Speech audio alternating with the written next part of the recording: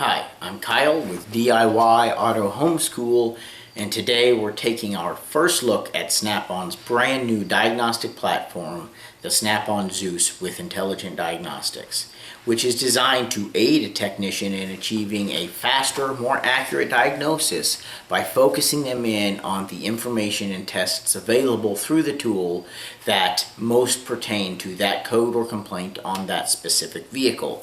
That's coming up in this video, so stay tuned. Okay, so this is the tool, and just looking at it, you can tell this is not quite like some of the previous scan tools we've seen out of Snap-on, like the Modus and the Verus. You can still tell, obviously, it's a Snap-on tool, but it does not have quite the same look as the Verus and the Modus and some of the other previous scan tools did.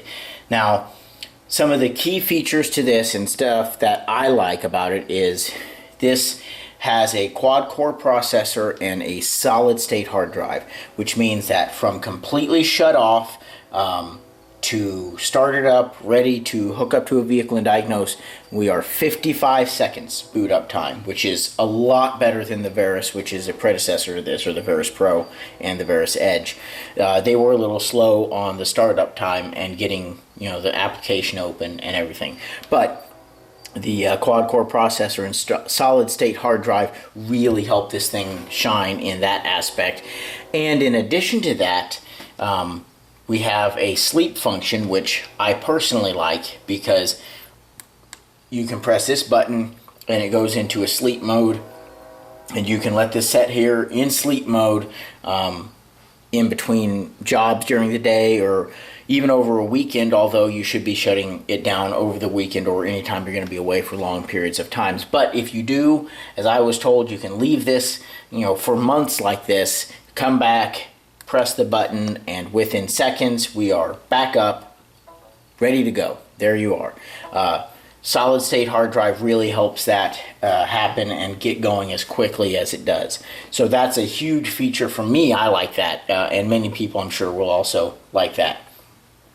Getting into the functionality of the tool and some of the things that they have probably taken from their beta testers and different input from technicians over the years of past diagnostic platforms is this is what you plug into the DLC. This is your interfacer, and you don't have a cord and then some big thing you got to string up on the dash, which isn't a huge problem because that's how the Verus is, and I do like my Verus, but this is really cool that this is all you have. And what I also like about this, let me see if I can show it here, is it's got a flashlight built into it for when you do have some of those that are kind of hard to find up under the dash. The LED that's down there has obviously a battery in here that it runs off of, and that battery will charge itself anytime it is plugged into a DLC that has power. Some of them don't have power if there's a problem, but anytime it's plugged into a DLC, it will be charging itself, and it will not ever overcharge itself, just be able to keep this light going. So that is a huge thing for me. I really like that. Most vehicles, it's really easy to find, but some of them you get down there, you're like, oh, what's going on, trying to find it. And a flashlight's very helpful, and that is built into the tool is even better. And just like on the Verus, that had a green light down here after you plugged in that would light up, there are lights here that indicate that it's plugged into something that has power, and another light that I believe indicates that it is communicating with the tool. I think the green light indicates that it has power, and I believe it's the blue light that indicates that it's communicating with the tool. I could be wrong in that, but from what I've seen of it, I think that's the way it's set up.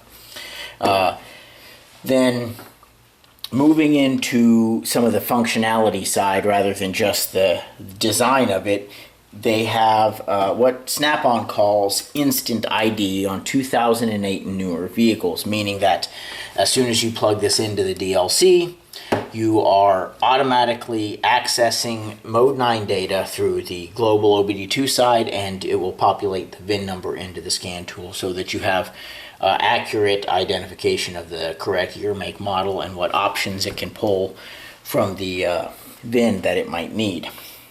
So next, let's walk through what some of the functions here on the landing page, which looks different than any of the previous scan tools. Well, let's walk through what some of those options do and what they are. So what you'll see is some of these options are not that different from some of the platforms we've seen before. This, like the Veris Edge, Veris Pro, but the interface looks completely different. And in my opinion, I think it looks a little bit better. I like this, but hey, some people just like new things.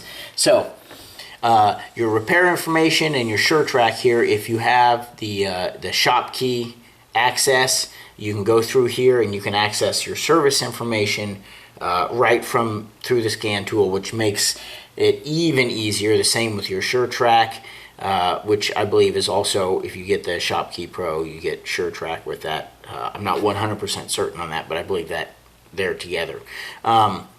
You have your scope and multimeter, which is your 4-channel lab scope. This thing still offers the 4-channel lab scope, just like the Veris and the Modus before it.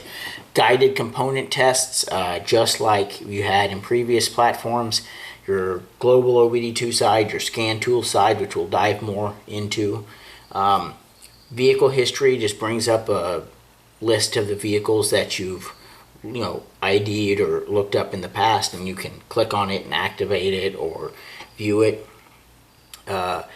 You've got different quick lookup options for TSBs and oil specs and resets. And when we go through and we ID a vehicle, I'll show you how to use some of this stuff, which is really cool. The data manager is just where it keeps screenshots and different files that you've saved over time. And click home, and we'll go back here. You got your help and your system settings, and then your exit, which if you're going to shut the scan tool down, you will want to exit here and then shut your tool off. And a quick note for those of you who have Snap-on tools, who may buy this, or you have previous tools like the Veris, your interface, be it this or the communication interface that the Veris has that plugs into the DLC, before you disconnect this, the method you want to do, and I'm guilty of doing this wrong like forever, you want to go in and you want to click your option down here, which is actually your change vehicle options. If you have a vehicle right here where it says no active vehicle, if it says 2006 Chevy, Tahoe, or '01 Ford F-150, whatever you're working on, the vehicle you have ID'd will be down here. You want to click the change vehicle so that you can unload any of the information, and it says no active vehicle, and then at that point you can unplug this or whatever your interface is from the vehicle. I don't know all the details. I'm not in the development side of it, but I was told that you can clog up the software in here and you'll end up having to exit out the program or sometimes shut down the tool and reboot it. So just make sure you unload any vehicle that you have here before you unplug this from the vehicle, just to keep everything working nice and smooth. So let's take a look at some of the options that we have under the scan tool. Okay, so I've got the interface plugged into my O2 passport, and we're just going to kind of look through, just so we can look at the scan tool side and see what some of the capabilities are, what it can do. So we'll let it load up here. Honda, there we go, Honda. Let's see, Auto ID. It is attempting Auto ID.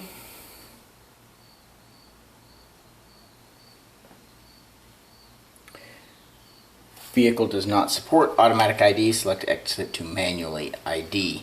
So we have a 2002 Passport, 3.2 liter V6. Okay, let's go forward here. So let's see what it brings up. We have engine, transmission, analog brakes, and I'll show you here oil specs and resets. Okay.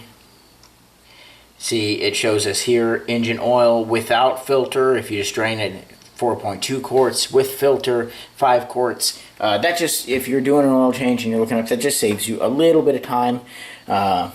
that's kind of handy, kind of nice to have. And then a reset procedure, no content available. This does not have a oil life reset, so obviously there wouldn't be anything there. But that is your oil specs and resets, which is a really cool feature that they have. But I do know that I have an ABS light. For those of you who don't know, we've already diagnosed what that is. But let's just look at if there's any more functionality through this scan tool than when we used the Verus before. Manual codes only. And that's kind of what I thought, but just because of the kind of vehicle it is. It's not actually a Honda. It's a Isuzu Rodeo. And so we won't go too far into there. But let's look at the engine side. I don't think I have any codes. Let's see. See if I have any codes. Codes. I guess I have some codes. But that gives us a chance to kind of look at what the options are here. So let's just pick one of these EGR insufficient flow detected. And if I click on diagnose, this is where you have your Intelligent Diagnostics landing screen here. It shows you, and this is one of the things that we'll dive into in the video, not just what is the most common repair, but what's the most common repair at different mileage. Because your most common repair, what fixed this issue most often at 50,000 miles, is different than what fixed this issue most often at 125,000 miles. And that's kind of cool to have. You have your TSB tab here, which will search for any technical service bulletins related to this code. Smart data, which filters all of your data PIDs down to the PIDs that are most important to this vehicle for this code. So functional tests and reset procedures, that's for any test that you can do through, bidirectional control. And then code specific results, guided component tests. So anything that you might have to test, like if you're going to test a component, an electrical component in relation to this code, this will take you straight to the guided component tests right here. You'd go through and pick which one you wanted to do, and then back, and you're right back at your landing page. The most fixed, or the most thing that most often repaired, my apologies for stuttering there from my words, they will go through and they will give you a complaint cause and correction for whatever is the most common fix. And this is a little bit different. For those of you who are familiar with it, we'll draw some comparisons to the program of Identifix. And I'm not meaning to say anything bad about Identifix. I love the program. I use it at work, and it's a great resource to have. But the thing about this from Snap-on is that they have a team of ASE certified technicians that call the shops and actually speak to the technicians that worked on these vehicles, and they verify what tests were done, what actually fixed the vehicle and fixed it for good and didn't come back. And then they write up these things to put in here. And not to say that you don't have capable, competent technicians on Identifix, but sometimes, those of you who've used the program, you run into things that are just weird. Like, why is that even in here? It doesn't relate to this at all. From what I've seen of this, this is a little more accurate, and you've got a little bit more confidence in the quality of information you're going to find here, because of the screening and back checking that Snap-on does on this information. And this, as you know, for those of you who've used the other diagnostic tools, right here, this whole page is very different. And the thing that it really does here, when you talk about functional tests and your guided component tests, is it brings all of this into one spot. Before, you could go into your home screen and go to your guided component tests and pick out which one you wanted to do, or you could go back into your options here. Let me show you. Let's go back. You could go into generic functions and try to do certain tests, but if you're not experienced enough with certain vehicles or certain codes to know what tests you need to do, this is definitely going to help you pick out the correct test to do, because it's actually already got per code, per vehicle, ID down to what tests are going to be important and pertain to this. It sometimes walks you through a quick testing procedure or how to do it, and all of the information and all of the things that the scan tool is capable of doing are right here. Everything that this tool can do to help you diagnose this code is right here on this page. And this is very different than what we've seen on platforms, the diagnostic platforms before this. And this is the main, the main change, the main point to this diagnostic platform, and what makes it so great from what I've seen. Now, this information, as Snap-on pushes more and more on this, they're going to be able to gather more information on this, and these will become probably updated a little bit more. But what they offer here is awesome. And then as you go up to the top here, you can choose any one of the other codes, EGR sensor A, circuit low, and you see we've got the same chart up here walking through what the different repairs were. And this P0405 replace exhaust gas or circulation valve. The thing I caution you on this is, if you come here for all of these, I think you're probably going to find the exhaust gas or circulation valve to be the most common. But if you go through here, this is what I don't want anybody to fall into, and Snap-on doesn't either. From everyone I've talked to around this tool from Snap-on, they don't want you to fall into this. Oh, well, this has the highest, let's just throw an exhaust gas or circulation valve on it, an EGR valve on it. That's all we got to do, is just throw an EGR valve on it. Look, it's the most common fix. A lot of people have fallen into that with Identifix. Don't fall into that with this.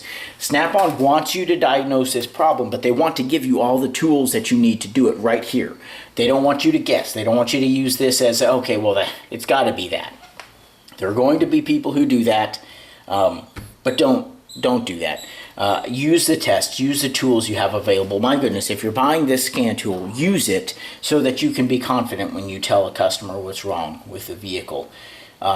So we'll dive more into what you can do on this, but I want to give you a quick glimpse of that. And that is one of the big changes, one of the big things that you see. And just like from the home screen, oh, did I click it? Yeah. Sorry. Just like from the home screen, I think I got to go back, sorry. I'm not as familiar with this scan tool, but from the home screen where you can go to your repair information and your SureTrack, if you go to your scan tool, let me get back into here, and you go to the bottom of this Intelligent Diagnostics landing page, this is where you can go through and you can look at more of these write-ups and things from other technicians who diagnosed this, if you're looking for test procedures or a place to start, not if you're just looking to shortcut and say, oh, it's going to be this. Tips from industry experts and OEM information. So I don't know if this is part of the shop key, but okay. Just related tips. P0401, system uses linear EGR valve. ECM reads flow position with built-in sensor similar to TPS. Closed position is about 0.6 volts. PCM opens EGR on deceleration and checks. Oh, I guess I could click on there. But this right here, this is some of the information that you may have to go to the computer, pull up, service information program, Identifix, whatever, and try to find this. But it's all built in right here, just from your one landing page. The phrase that was used when it was being explained to me is you're always just one click away. And that is, well, there's 2 clicks, look. But you're back at the landing page. Everything you need is right here. I do like this, and I'm going to see how well this works out when we go into and look at some of the other vehicles that I have lined up to look at this. But like I said, I just want to give you guys a quick overview of what some of this stuff is, and we'll dive more into this smart data list, which is something that I'm very interested to see how it plays out on some of the things I have lined up to look at.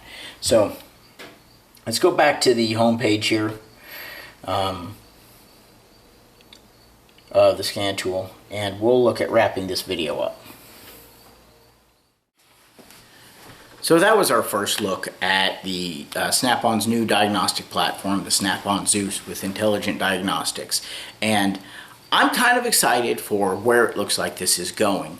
I'm happy to see that Snap-on is really pushing the idea of diagnosing a vehicle, not just guessing, but giving you all the tools on one page so that you can do all the diagnostic steps that you need to as quickly as possible. But we haven't really seen it in diagnostic action yet, but we're going to do that in our next video coming up. So thank you for taking the time to check out this video. I hope you're as happy and excited to see this new tool as I am.